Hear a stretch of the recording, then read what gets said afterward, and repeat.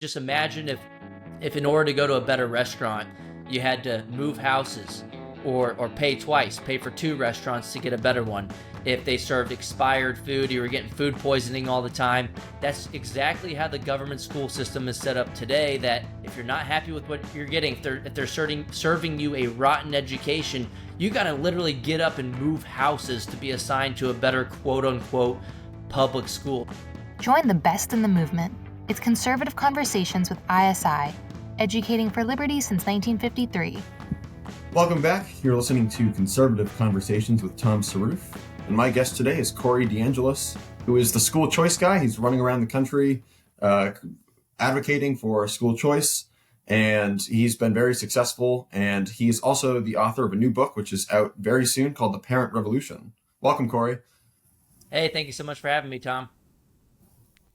To start with, I'd love to hear more about your background, how you got interested in the parent revolution, as you're calling it, and the school choice initiatives, and explain more to our listeners what you do when you're running around the country advocating for school choice policies and education reform in America. Yeah, I actually got into this as a researcher. I did my PhD in education policy at the University of Arkansas. So I'm not a real doctor. I'm more like a Jill Biden doctor. I did it in an education department, but it wasn't a Marxist education department. There was actually ideological balance, which is very rare in education spaces. In higher education, 99% of those the faculty are Marxists and extreme radical leftists. Hey there, listener. I wanted to take a quick moment to thank you for listening to Conservative Conversations. This podcast is a production of the Intercollegiate Studies Institute, and our mission here at ISI is educating for liberty. If you'd like to join us in fulfilling our mission, consider helping us by rating and reviewing this podcast on Apple Podcasts, Spotify, or wherever you listen, to help us reach more listeners like yourself. Now, back to the show. But my first study during my PhD linked the Milwaukee private school choice program that allowed families to choose the school that works best for them, to take their kids' education dollars, not just to the public school that works best, but if a private school, even a religious school, worked best for their kid, you can take that funding to a private school in Milwaukee. We followed those students using student level data until they were about 20 to 30 years of age, 25 to 30 years of age, and found that all else equal, after controlling for a ton of background characteristics across sectors, the students getting to use a voucher to go to a private school were substantially less likely to commit crimes as adults. So that was a huge finding in the literature. It kind of thrust me into the national spotlight. And since then, there have been a total of 6 studies linking school choice to crime reduction. So I was, at the very start, really interested in how getting to choose your school could improve outcomes beyond standardized test scores, because parents are choosing schools for a lot of different reasons. Yes, they're choosing based on the academics in the schools and how they're performing on those standardized tests. But families, a lot of times, especially in the worst school districts, they just want their kid in a safe environment. They want to choose a school that's based that is safe for their kid, where the kid's not being bullied every day, and also one that can develop the character of their child. And also, obviously, if you can go to a school that is private, those schools can be religious schools, and it doesn't take a lot of mental gymnastics to see the connection between a religious education providing a moral compass for students who then grow up to be less likely to commit crimes later on in life. So I got into this as a researcher, but my first experience with school choice was actually growing up in San Antonio, Texas, where I live again today. I was in DC for a while. I'm glad I got out of the swamp. But I grew up in San Antonio, Texas, went to government-run schools all through K through 12 education. So, Tom, if I make any mistakes during this podcast today, it's because of my horrible government school education that I had to endure. But the great part about my kind of experience in high school was I had the opportunity to go to something called a magnet school. So magnet school is a kind of a form of school choice that is limited to schools that are run by the government, that you can choose a school that you're not assigned to, and it can have its own admissions processes. And the great thing about a magnet school is that because you're not assigned to it, they don't have as much monopoly power. They have to cater to the needs of their customers and attract a clientele, unlike the government assigned schools where, look, you got to go there regardless of how well they're doing. And what we saw over COVID was regardless of whether they even opened their doors for business. You're assigned there. They have monopoly power. If you want to go somewhere else, too bad. If you show up at the school board meetings to complain, they'll try to silence you and bully you into submission, like we saw with the domestic terrorism letter where families were being labeled as domestic terrorists during COVID time because they were upset with the curriculum that they saw in their public schools. That's not real accountability. Real accountability is being able to vote with your feet to the school that best meets your needs and aligns with your values. And with my experience, I saw that school was on the same physical campus as my assigned government school. So for 4 years straight, I was able to see right before my eyes the night and day difference. There was bullying and fights and drugs at the government assigned school, but my school had a specialized mission and people cared about an education, and there wasn't as much of a disruptive learning environment. And so I think other families should have education freedom too, but it shouldn't be limited to schools run by the government. You should be able to take your children's education dollars, and in the U.S. we spend about $20,000 per student per year, according to the National Center for Education Statistics. You should be able to take all of that money, or at least some of that money, to a school that is that best meets your needs, whether it's a private, charter, or even a home-based education option. So that's kind of my background. That's a long-winded answer to what should be a simple question, but since then, I think it's interesting that my research focused on non-academic outcomes of school choice: safety, political participation, mental health improvements, crime reduction, even found a reduction in paternity disputes, which could be caused by teenage pregnancies in one of my studies. The reason we've seen so much success on school choice recently is because the teachers' unions overplayed their hand and showed families who thought their kids were in good public schools what was actually happening in the classroom. Because they lobbied the CDC to make the schools closed as long as possible, the unions thought that they were going to get away with holding children's education hostage to secure ransom payments from taxpayers. They received about $190 billion in so-called COVID relief since March of 2020, but their plan quickly backfired because families, through remote learning, which, look, we really should have just called it remotely learning because not a lot of learning was going on over the Zoom school that the government couldn't figure out. Families got to see the curriculum was not aligned with their values. And as Vodi Bakum once said, we cannot continue to send our children to Caesar for their education and be surprised when they come home as Romans. Well, Tom, the good news is the parents aren't surprised anymore. They've woken up. They can't unsee what they've already seen, and they're never going back to sleep. And they're holding politicians accountable. They're holding school boards accountable, and they're taking their voices to the ballot box. And it has become a form of political suicide in some cases to oppose parental rights in education. We saw this in 2021 in Virginia with Terry McAuliffe. He was the former governor of Virginia. And at the final debate, he let the mask slip. He said, I don't think parents should be telling schools what they should teach. Families weren't happy about that. Glenn Youngkin, the Republican, won on the issue of education by 6 points with education voters. That rarely ever happens with the Republicans, and that was the number 2 issue in the election. That also never happens. Usually it's the economy and crime and other things, but education was up at the top, actually number 2 in the Virginia election. Those voters went towards Youngkin in a state that apparently went 10 points to Biden just the year before. So Glenn Youngkin basically showed the Republicans how to become the parents' party, and it's all because the voters are holding the politicians accountable. So I'm very optimistic. This is why I wrote the book, The Parent Revolution. And before I move on, Tom, real quick, I dedicated the book to Randi Weingarten, actually, the president of the American Federation of Teachers, because she has done more to advance school choice than anyone could have ever imagined.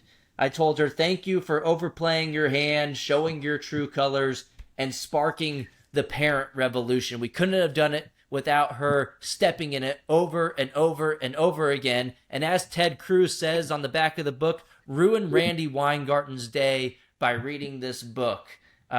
because we really have her to thank. She is the school choice MVP of the past few years because they did not want to go back to work. They knew they could leverage the closures for more money. Meanwhile, the private schools were open, private daycares were open. You even had in California, in Sacramento, a Christian private school. There was a health order that said, if you're a school, you have to be closed. But if you're a daycare, you can be open. The public schools were happy about that. The teachers' unions were super happy that they didn't have to go back to work or provide any services. The private schools knew that they would lose their customers if they kept their doors closed. So they were very smart in that they retrained all of their employees as daycare workers, opened up as a daycare, and it just really goes to show you the private schools had an incentive to open because they were accountable to their customers. The government schools, I don't even really blame the employees all that much, except for the Chicago Teachers Union board member who is vacationing in Puerto Rico while railing against going back to work. The total hypocrites, I blame them. But some people in the system, they didn't know what was going on. They were just following union leadership.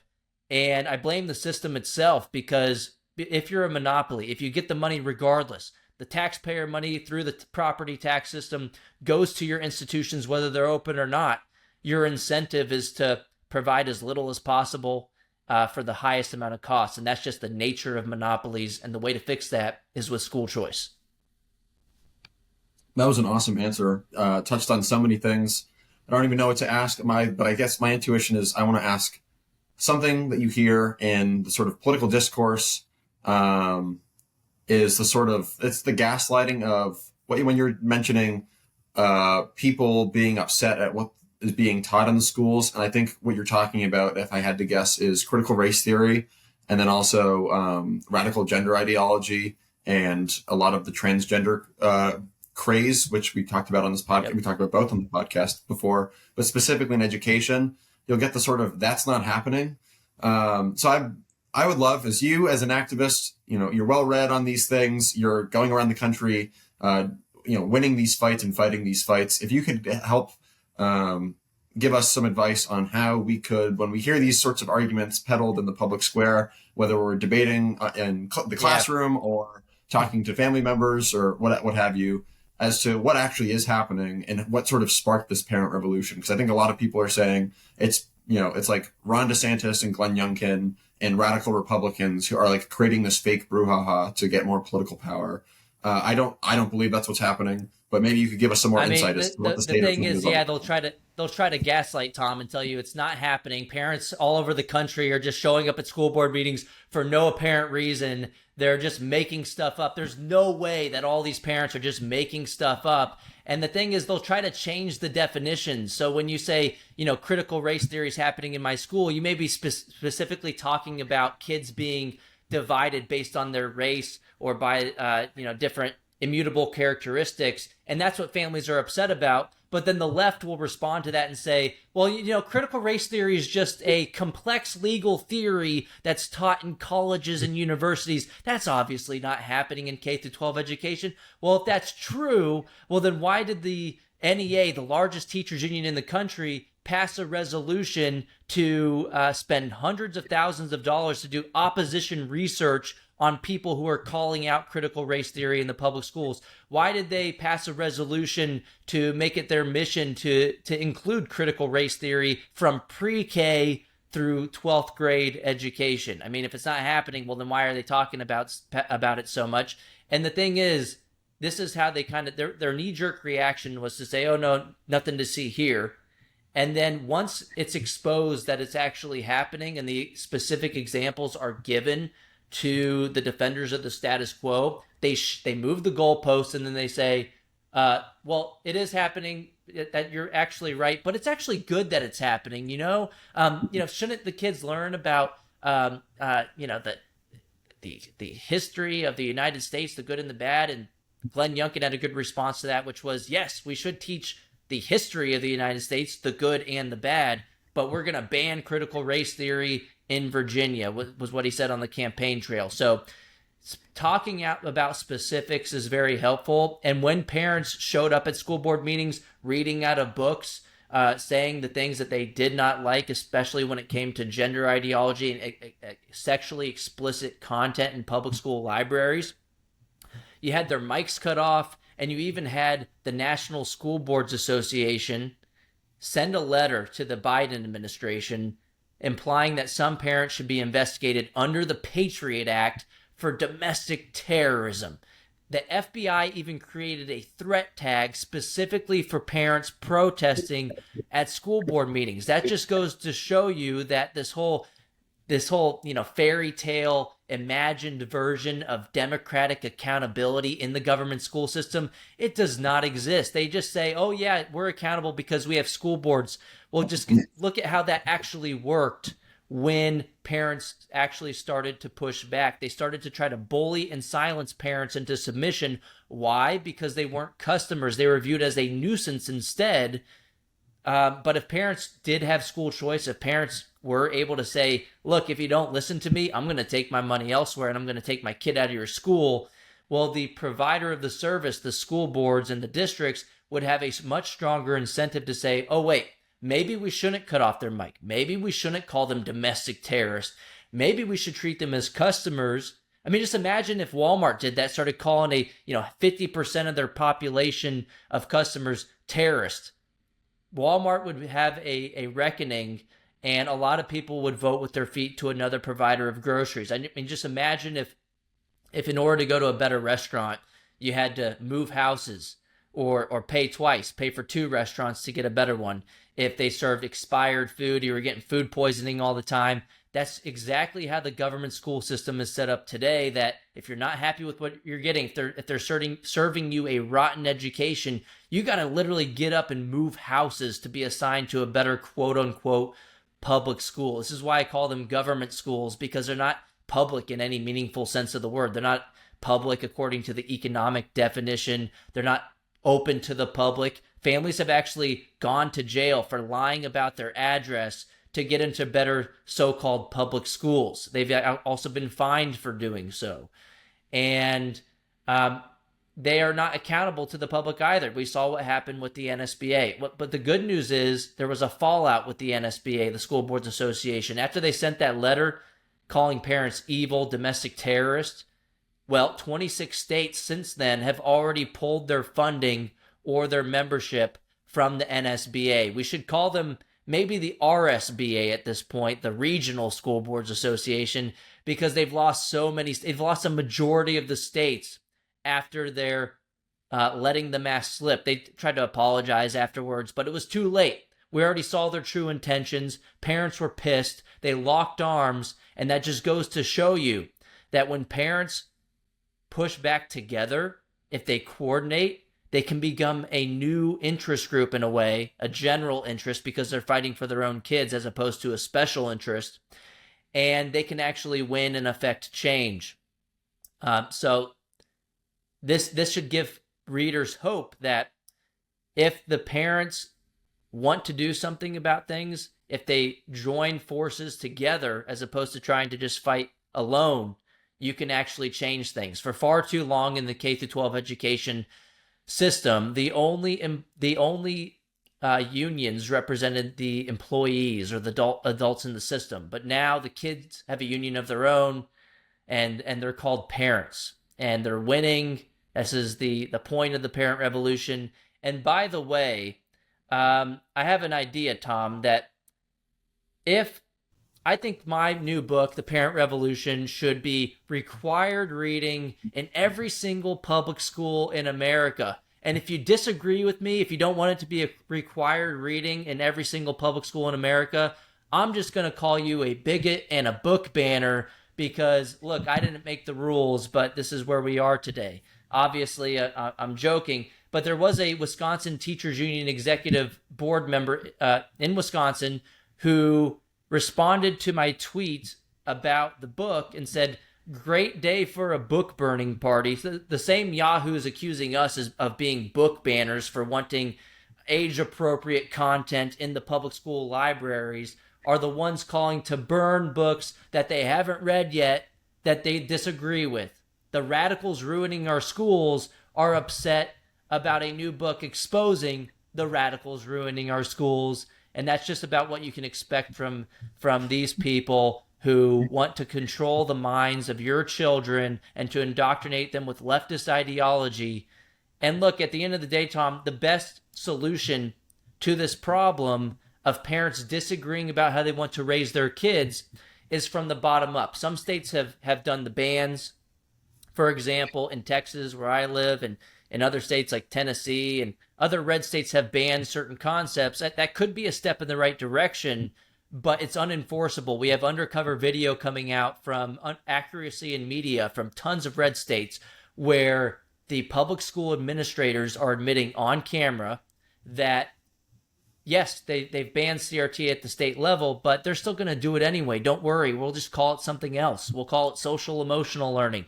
We'll call it student mental health. It's a never-ending game of whack-a-mole trying to fix the system from the top down, because the CRT battles of today or the gender battles of today will be a different battle tomorrow, because there are different things that pop up. There will be other Marxist ideologies that pop up that want to be pushed down the throats of children in the public school system. And it's really hard to enforce all of these different moving parts. The better solution is if a family gets a whiff of this problem, if their kid comes and tells them, I was separated by race, and we had all the black kids in one area and all the white kids in another area, the parent could say, I don't have to explain myself. I'm going to send my kid to a private school that doesn't have all this garbage, or even another public school that's doing a better job. And that decision should be in the hands of parents. It's the only true form of accountability from the bottom up.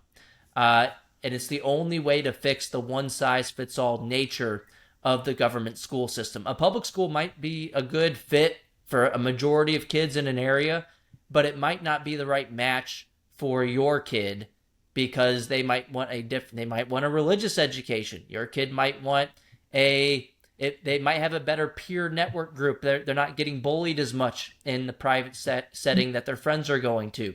There's a whole lot of different reasons as to why a quote-unquote good public school might not be the best match for your kid. There are some families we see all across the country testifying at state legislatures saying that even within their own family, they might send one kid to the assigned public school, and for the other kid, they might send them to a private school, and yet a third kid might even be homeschooled. It all depends on the individual needs of your family and the individual situations for your individual kids. And a one-size-fits-all system is never going to be able to accommodate all of those various needs.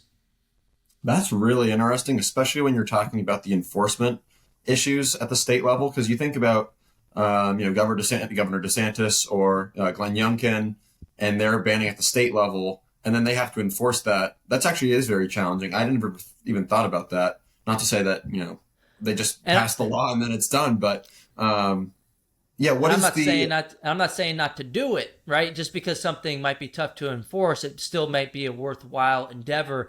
I'm just saying these reforms are not mutually exclusive. You can do multiple things at once, and I think the ultimate accountability / enforcement mechanism is foot voting, people being able to vote with their feet to the schools that are aligned with their values.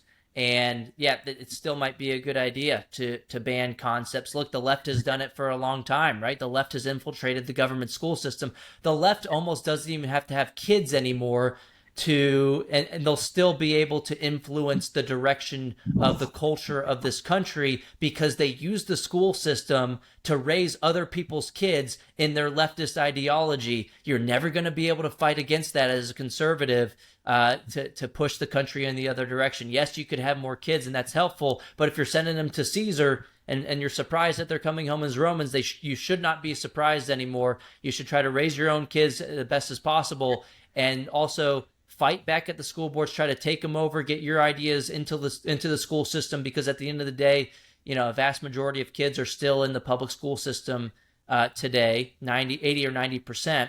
You should try to do your best, but I think school choice is the best solution. It's the immediate solution. It causes competition for the public schools to do a better job and to focus on education as opposed to indoctrination. If you're a school and you have a variety of customers that you're catering to, you're going to have a lot of people on the left and a lot of people on the right. Even if you're in a deep red area, you're going to have a lot of people on the left and vice versa. Well, it's in your best interest not to piss off either side. So the best way forward as a provider of education would be to say, hey, let's not get politically involved in the classroom. Parents don't want that on either end of the aisle. Let's focus on math, reading, and writing, and then the kids will be better off. They'll get a better education. And if the parents want their values inculcated with their children, they'll do that at home, right? That's not the point of the school. The school is supposed to be about the basics. And in the U.S. today, 2/3 of kids are not proficient in math, according to the nation's report card. So they're not doing a good job on the basics. It's not a money issue. We've increased per student expenditures in the U.S. by 170% after adjusting for inflation since 1970. It's not a money problem. The outcomes haven't gotten 170% better. It's an incentive problem, and it's also a priority problem. If they're focusing on the LGBTQs, they might not be focusing on the ABCs in the classroom. So it's a misallocation of resources, and it could have to do with radicals that are infiltrating the schools that are more interested in indoctrinating your kids. It might be easier to put your political views into the classroom than it is to actually teach a kid to read and do math. Yeah, I mean, it is crazy to me that when you increase funding by so much and then the results stay the same or get worse. And I mean, I was an education major, so I can tell you that a lot of the critical race theory bent curriculum, framework, teaching styles, same thing, focus on radical gender ideology. Like all of the worst ideas and things that will destroy a civilization are coming out of the education schools, and they're all just taught as the standard. You know, I had to take a class in teaching for social justice, which sounds nice, but social justice is defined by Paulo Freire and, Paulo Freire, Marcuse, a lot of the people that Chris Rufo talks about in his book about how the left conquered everything and the long march through the institutions, all of that is percolating in education schools. And then those people who have no content knowledge are taught these various ideologies. And I think they just think it's teaching, and then they go out into the schools. So it's a huge problem. And like what you were saying, what terrifies me, I'm not a parent yet, but when I'm a parent, if I have 15 children, suspend disbelief on how probable that is. They could all go to a public school or go to a school that's totally antithetical to my worldview, the virtues that I want to instill and that I think as a father I have to instill and help prepare my children for flourishing. And I'm a Christian, so for the heavenly kingdom, they could be totally lost to a culture, even by people who don't have enough children to sort of reproduce their own worldview or what have you. So I'm very sympathetic to what you're saying. My one critique or concern that I would point out, and I would love to hear your response to, is, does this cause or does this worry you that it would cause, if we replicate this vision of more school choice, more choice for people like you and me and our listeners to opt out of government schools? I think a lot of people will still send their kids to the government school, that we can have that this will further contribute to the politicization and the general fracturing of a country that doesn't have a consistent worldview. Because like 200 years ago, I don't want to say everyone believed the same thing, but the moral universe was a lot more shared than it is today.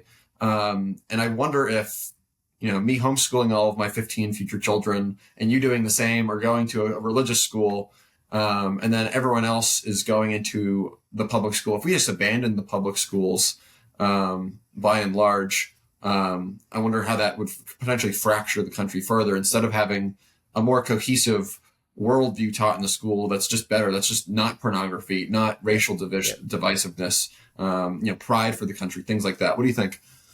Tom, you're describing the status quo, the fractured country that we live in today. We have a politically polarized society today, and guess what? 90% of kids are already in government schools. Maybe they are part of the problem, not the solution. So you hear in the education schools, in colleges, they'll say that public schools are necessary for democracy. It holds our society together. No, it doesn't. Not when you're teaching kids to divide each other based on immutable characteristics. And if they're not teaching logic very well, they're going to teach kids to attack each other and use ad hominem, as opposed to to saying, hey, we disagree on something. I respect you as a person, but we're going to tolerate each other's views because we're not attacking each other as evil people. Most people think that they're right and they think they're doing something that is just and moral. The better solution is to be able to argue with each other with open discourse.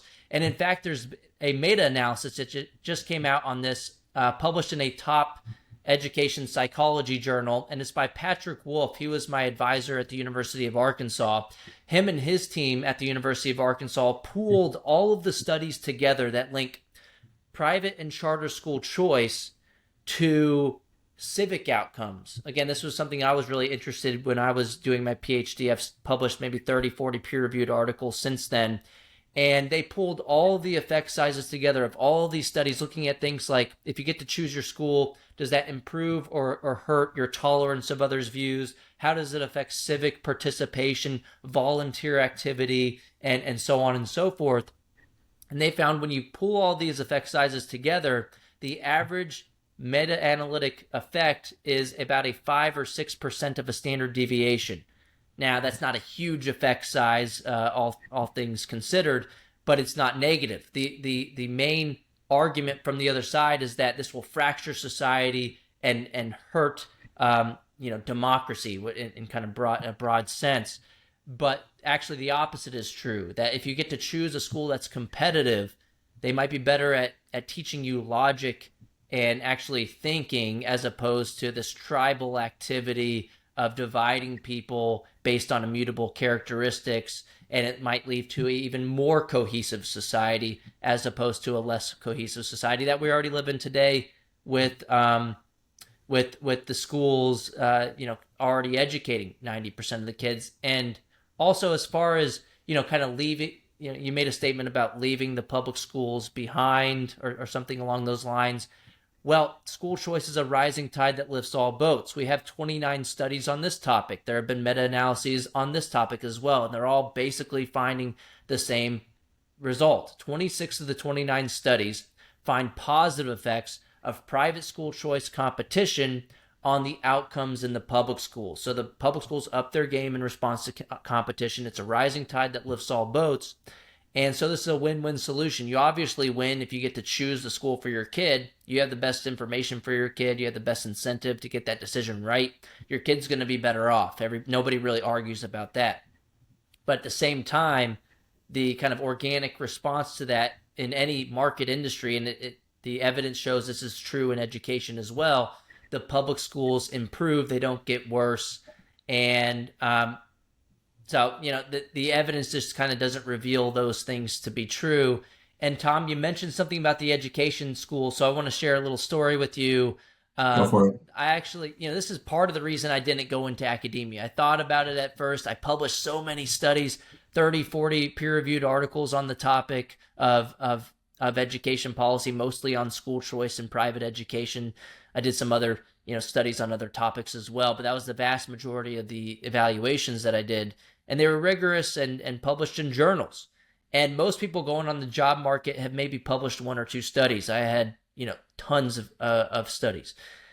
And, most of them didn't want to talk to me. I had one offer. I'm happy I did not take it and went to a think tank instead, because kind of the way that I thought about it was I would be punished in the higher education sphere for my views. I would be rewarded for my views in the private sphere at a think tank. And I think that was one of the best decisions I ever made, that I didn't have to be fake because look, yes, the professor jobs are protected once you get tenure, but look, if you're saying the wrong things and you're not agreeing with the ideologues, you might not get tenure at certain universities. So I think it's been a great experience going into the think tank instead. But one of the stories I wanted to tell you was about a peer review process that I went through. This happened with a lot of the peer reviews, but one of the most egregious was, I told you about a study that I did at the beginning of this conversation linking the Milwaukee voucher program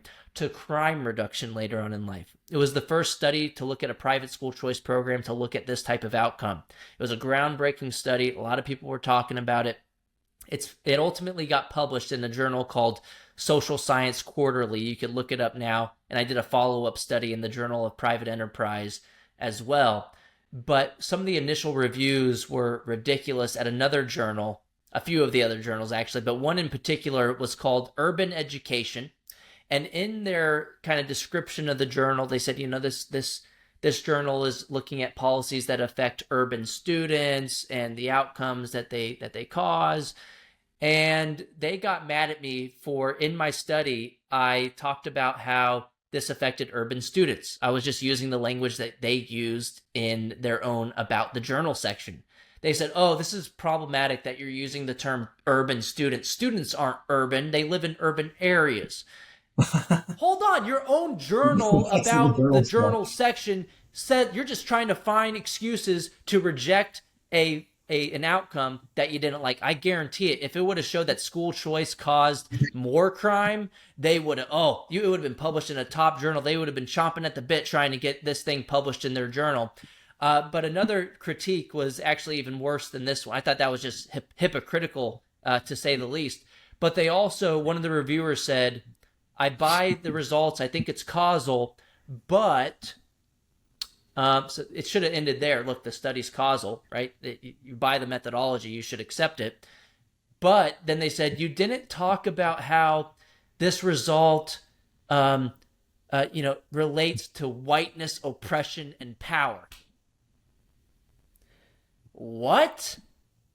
I thought the point of scientific inquiry was to say, here's my methods, here's how I did it, here's the data, here's the results, and then I might have a theory for why those results happened, and I'm going to test that theory, and here's the data, here's the results. No, they want me to talk about their social justice implications and how and they also said that it was problematic to even ask the question that school choice could reduce crime. They just did not like the result, Tom. We all know it, that if it was the opposite finding, that if it was a policy they didn't like, school choice, if they found that a policy they didn't like had a negative effect, they would have published it immediately. But that just goes to show you, this is just one example of the nightmares of higher education, especially when it comes to the education schools. I was lucky to go to the University of Arkansas's Department of Education Reform,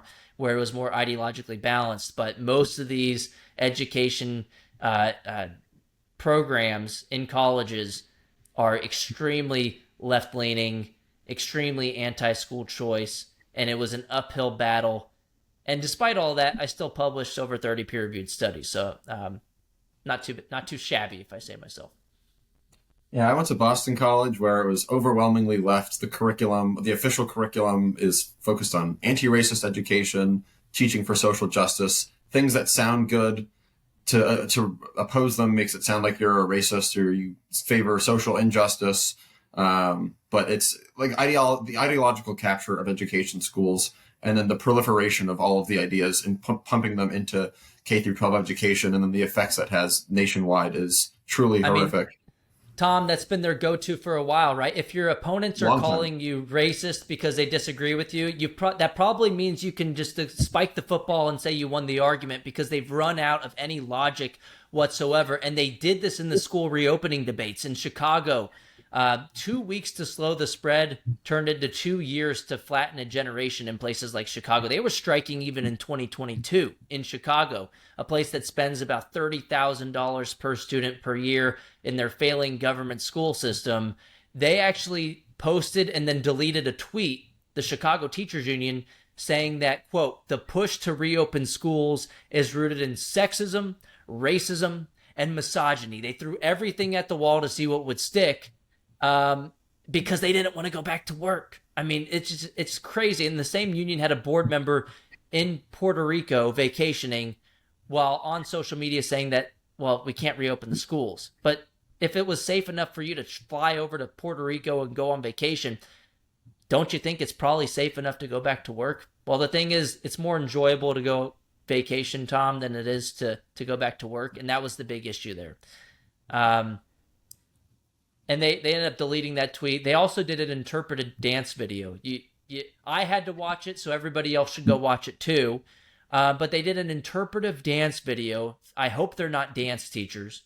But they did an interpretive dance video. It was horrible, embarrassing. The tweet's still up, actually. They got ratioed into oblivion, but they were just, it was just so poorly done. The video quality, the dancing was horrendous. And I mean, the worst part is they created this propaganda video to fight to keep schools closed, which hurt kids academically, mentally, and physically. But the good news is we now have a parent revolution with 11 states have passed universal school choice, Milton Friedman's vision of universal school choice. Everybody getting to take their kids' education dollars to the public, private, or home-based education provider of their choosing. It's finally happened. After all this decades of fighting for incremental reform, we went from 0 to 100 in 11 states very quickly, and it's the teachers union's own dang fault. They have themselves to thank for families finally being freed from their clutches once and for all.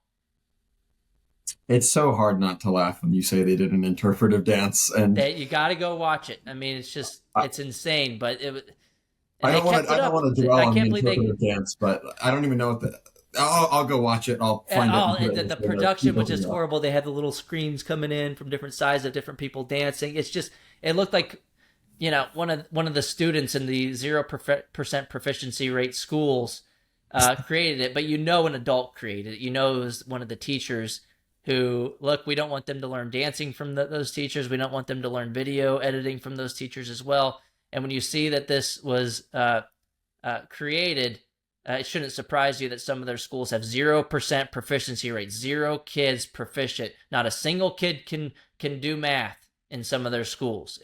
That is horrid. And by the way, I got to hit one more thing of hypocrisy, one more instance of hypocrisy in Chicago. So Chicago Teachers Union, they're obviously vehemently against school choice. They want kids to go to their unionized school so they can keep getting that $30,000 a kid, even though they're not educating them. They want to trap your kids in their failing schools because all they care about is the money. Well, Chicago Teachers Union boss, Stacey Davis Gates, she actually called school choice racist about a year ago. And she said that private schools were segregation academies. Well, guess what we found out this year? She sends her own son to a private school. Shocking. What? I mean, I uncover this hypocrisy all the time. Gavin Newsom sends his kid to private schools. Joe Biden sent his kids to private schools. Roy Cooper, governor of North Carolina, he sent his daughter to a private school, which I don't blame any of these people for that, but you shouldn't fight against other families from having the same kind of opportunities that you had. But Roy Cooper in North Carolina, if you look at his webpage, the official government website for the North Carolina governor, he's a Democrat, it has a big red alert at the top of the page, a declaration of emergency. He called a state of emergency because school choice is passing in North Carolina. The Republicans all signed on to a bill to pass universal school choice, and he is freaking out about it so much that he declared a state of emergency. It's still on his webpage in big red, it's in white letters, but a big red background so that it stands at the very top of his North Carolina government page. And that is just so hypocritical. But I think Stacey Davis Gates should win the award for the biggest hypocrite when it comes to school choice, after calling school choice racist and then sending your own kid to a private school. And then, by the way, you're also the union boss and you won't send your own kid to the school that is controlled by your union. I mean, if they know better than anybody else how much those schools are failing, other families should have that choice too. Well, I'm sure we could talk about hypocrisy all day because there's so much of it out there. Let's close on a sort of a two-part question. First, it sounds like the sort of model legislation that you're proposing, or sort of idea or sort of policy plan, is the universal school choice. So if you could talk more about like how that works in a state, and so that's, I guess, part one of the question. And then part two is like, what's the next thing that you want? I think probably parents, since you wrote the book on the parent revolution, but also all Americans who are interested in this topic and this issue of educating the next generation. What's the next thing that you'd like everyone to go do, or how we can contribute to the cause? Yeah, I would say the gold standard of school choice policy is in Arizona. So if you want to replicate a bill and say, hey, we should do this here, look to Arizona. They have their empowerment scholarship accounts. They're an education savings account. So for listeners, you may be familiar with the voucher idea that was proposed by Milton Friedman several decades ago. And just as an aside, we've had vouchers even before Milton Friedman. In states like Maine and Vermont, they had vouchers for kids in rural areas that didn't even have public schools. The state would give a voucher to families in the late 1800s to send kids to private religious or non-religious schools in the area as well, or even other public schools if they wanted to do that. The money followed the child. They figured out a long time ago that not having a lot of choice in rural areas was a good argument to expand those choices and opportunities as opposed to restricting them. But that's another conversation altogether. But in Arizona, they have universal school choice in the form of education savings accounts. It's kind of like the voucher where if you don't like the government school, you can take that money for your kid to a private school to pay for tuition and fees. But with the education savings account, that same funding, instead of in the form of a voucher, goes into a parent-directed education savings account that could be used for private school tuition and fees, but it could also be used for any other approved private education provider. It could be used for homeschool curriculum. It could be used for special needs educational therapies, tutoring and textbooks, and so micro schools. I mean, during the pandemic, a lot of people experienced micro schools, or what they called pandemic pods. When the government schools were closed, families started to seek out help from one another, band together to create miniature schools in their homes of 5 to 10 children, and they basically economized on the process of homeschooling to make it easier with multiple families doing it together. Maybe one parent taught math and another parent taught English, and they were able to kind of pool their resources together to make it happen. Well, in Arizona, you can actually pay for these micro schools with the education savings account funding, and there's actually one big provider called Prenda that has really sprouted up in Arizona. They were actually the target of the teachers' unions in an opposition research sheet. They had this private opposition research sheet by the NEA, the largest teachers' union in the country, targeting Kelly Smith, the founder of Prenda Microschools, and Prenda Microschools themselves. And the Wall Street Journal editorial board actually got a copy of that opposition research sheet and ran a editorial board headline on it. The headline was "The Teachers Union's Tiny Little Enemy." They were talking about Prenda Microschools, and it just goes to show you that the status quo is very fearful of change, and they know that these miniature schools are such a good idea because, look, yes, you can choose a private school, that's good. You can choose another public school, that's good. But it's really hard to find that tight-knit community that is best for your kid. You can get the benefits of homeschooling with the micro school because it's in a home. You can do it. You can be the teacher or guide. It's more one-on-one, student-centered, student-driven, so you get all those benefits. But you also get the benefits of socialization with other students.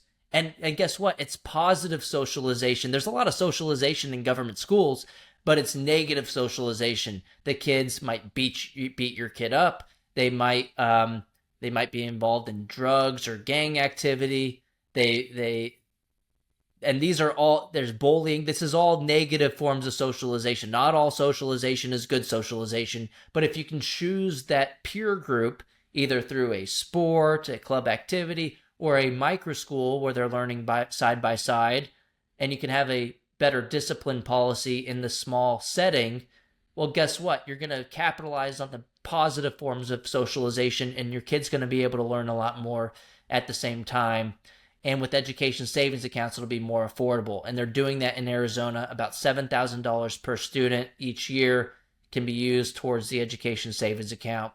And let's say theoretically you found a homeschool co-op or something that was only $5,000 a year. Well, it's a savings account. You would be able to roll over those $2,000 additional dollars from year to year. Maybe it's more expensive in high school than it is in elementary school, so that's a good idea to allow for the rolling over of funds.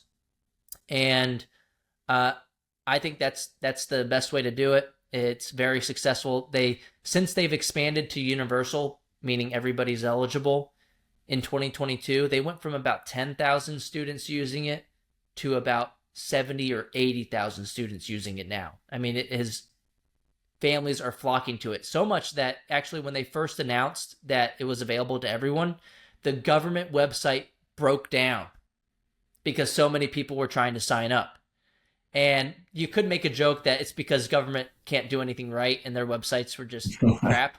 But I think it might be partially that, but it's also, as evidenced by the numbers, that a lot of people were just flooding the system because they want choice. And once parents get choice, they fight really hard to keep it.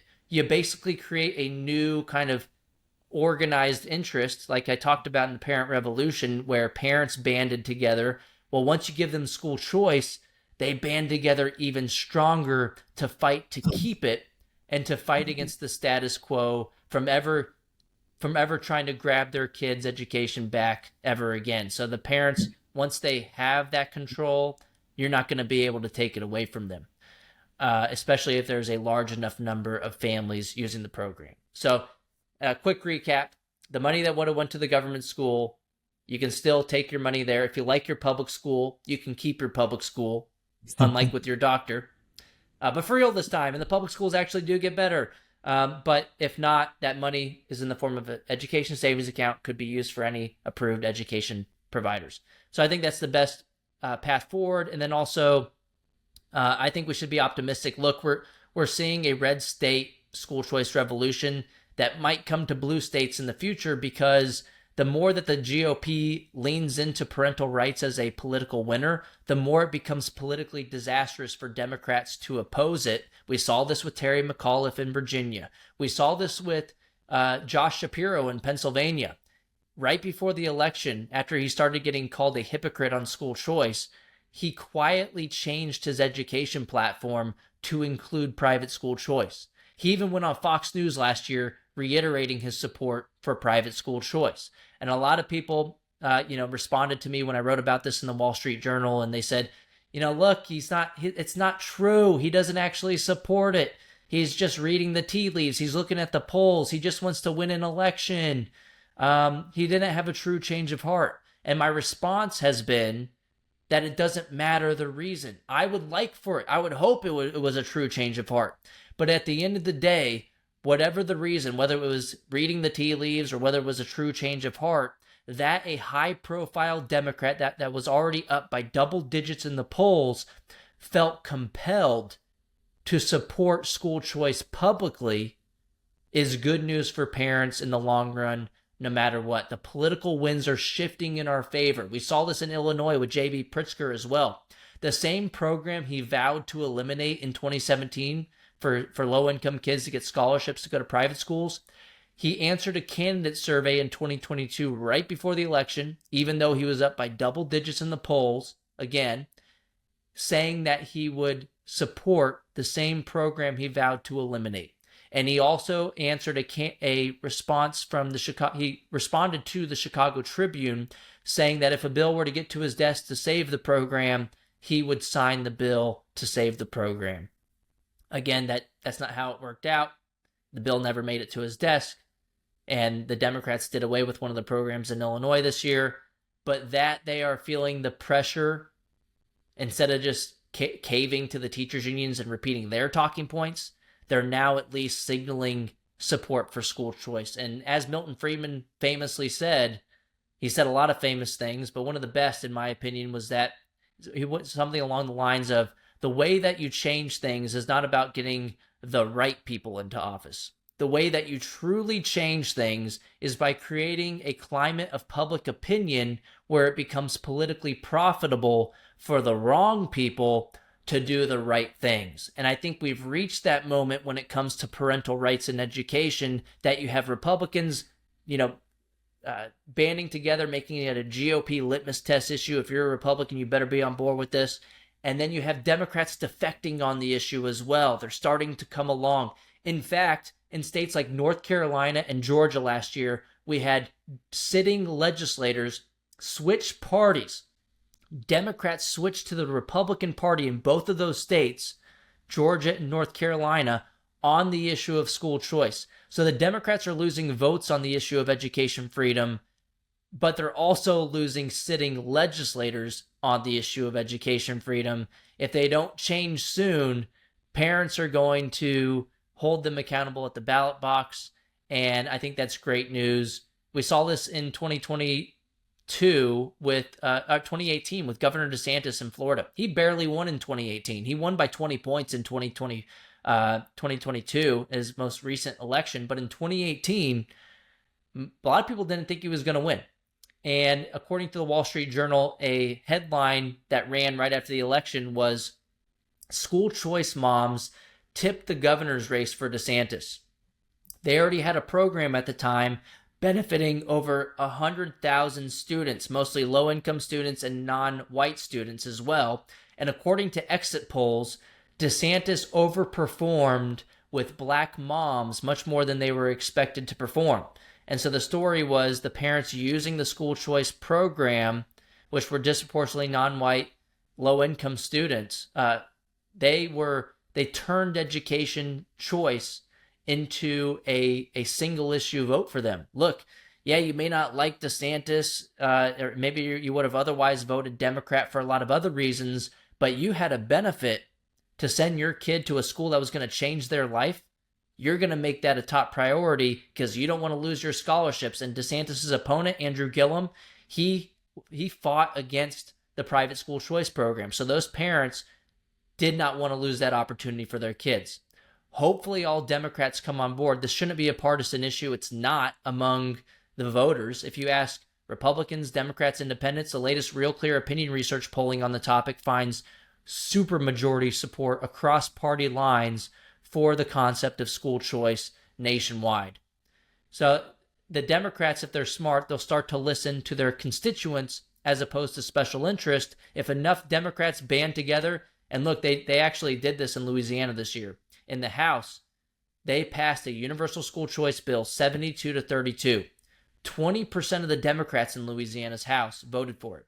Not just a small school choice program. It was full-throated, everybody's eligible, universal school choice, the big enchilada. They got it done. It passed through the House and with Democrat support. If enough Democrats say, hey, let's do the right thing, let's listen to our voters, the teachers' unions won't be able to control them anymore. Because it's easy to take out one person that defects, but if you have everybody doing the right thing, this is the civil rights issue of our time. It shouldn't be a partisan thing. Democrats benefit from school choice too. Their constituents do. Then the teachers' unions won't be able to make it politically painful for them to support education freedom. So we can make the unions irrelevant if we all do the right things for kids. And once the programs are passed, like we saw in Florida, it'll become even more disastrous for the Democrats to side with the unions as opposed to the kids. Well, on that note, it sounds like there's a lot of work still to be done, but a very encouraging, the encouraging swing of fortune in our favor. So, Corey, thanks so much for coming on and telling me all about these things and talking about your work. The book is The Parent Revolution. By the time this podcast gets out, I think the book will be out, so we'll put it in our show notes so people can go read it and buy it.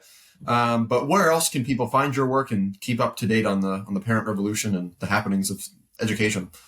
Yeah, you can follow me on X, formerly Twitter. It's just at DeAngelis Corey. But yeah, the best way to help going forward is to read The Parent Revolution. It has a lot of resources about how to expand school choice and kind of the story as to how the teachers unions overplayed their hand.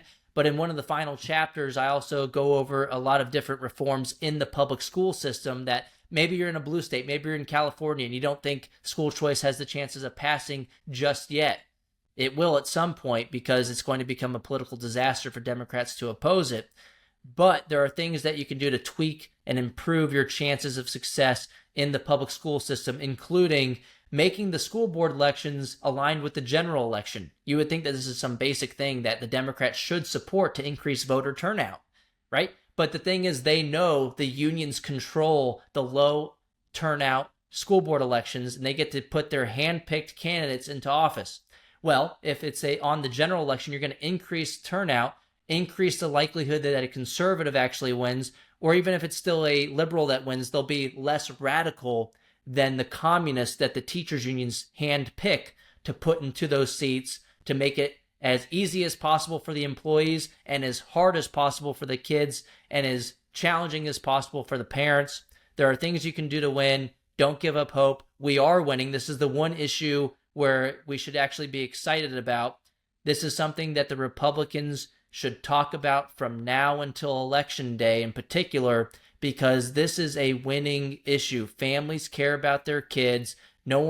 Very few people believe this socialist ideology that your kids and the money meant for educating them belong to the government school. So please order The Parent Revolution. Help me in the fight to free families from the clutches of Randy Weingarten and the teachers' unions once and for all. We're going to win the war they waged on our children once and for all, and it's something we should be happy about. It's on Amazon. It's basically everywhere. Just Google The Parent Revolution, or you can look in the show notes. Perfect. Well, thanks again, Corey. Thanks, Tom. Thank you for listening to Conservative Conversations with ISI. If you've enjoyed this episode, be sure to check out our website at isi.org/resources to see all that we offer our members, including the Intercollegiate Review, select modern age articles, debates, lectures, and of course, this podcast. Thanks again for listening. Don't forget to rate and review, and we will see you next time on Conservative Conversations with ISI.